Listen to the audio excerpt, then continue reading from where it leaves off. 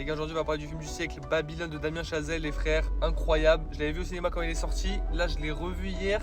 Et franchement les gars, c'est les émotions. J'avais kiffé au ciné, là j'ai kiffé de fou frère, c'est trop fort ma gueule. Damien Chazelle, t'es ce gars. Les gars, on va tous spoil, donc pour ceux qui l'ont pas vu, allez-vous-en tout de suite et revenez quand vous avez vu le film. Et je vous jure que vous n'allez pas regretter, vous allez voyager pendant 3 heures. On va parler des 3 personnages principaux, c'est parti. Les gars, on commence avec Brad Pitt et qui est Jack Conrad, les frères. C'est trop fort, quel acteur les gars. Donc lui il joue l'acteur star dans les années 20 et on voit en fait que c'est une star quand il y avait le muet et quand ça passe au son, bah, il devient un peu has-been et tout, les gens ils en veulent plus, le téléphone il sonne plus.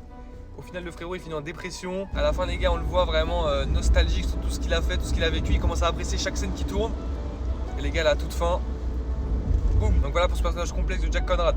Franchement, très intéressant. Et Brad Pitt, c'est trop fort. Hein. Trop fort. Il aurait grave pu être un acteur de Hollywood dans les années 20. Imo. Les gars, parlons de Nelly Laroy, les frères. Margot Robbie, la presta XXL, je le jure. Elle joue toutes les émotions dans la série. Elle joue la folle, elle joue tout, frère. Elle joue tout ce que tu peux jouer. C'est une dinguerie la performance. Elle joue un film dans un film. Je suis désolé, mais la presta ça mérite un Oscar, frère. Mais comme le film il a flop, ils n'ont eu aucune récompense. Mais je le jure, le film il aurait marché, c'était Oscar meilleure actrice direct, frère.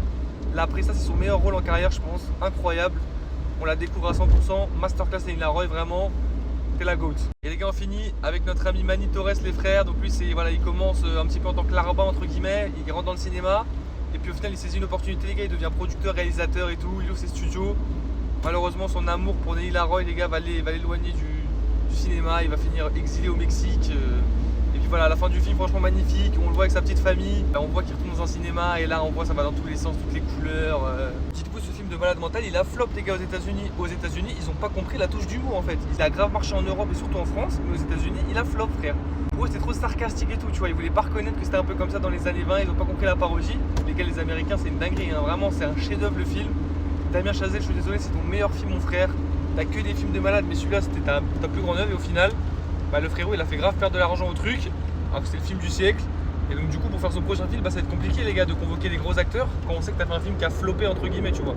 Même si le film en vrai il est incroyable les frères, malheureusement ça a floppé niveau chiffres, c'est vraiment dommage. Donc je pense que les gens ils comprendront dans plusieurs années. N'écoutez pas les gueux aux States, allez voir ce film, il va changer votre point de vue les gars sur le cinéma en général et c'est très fort.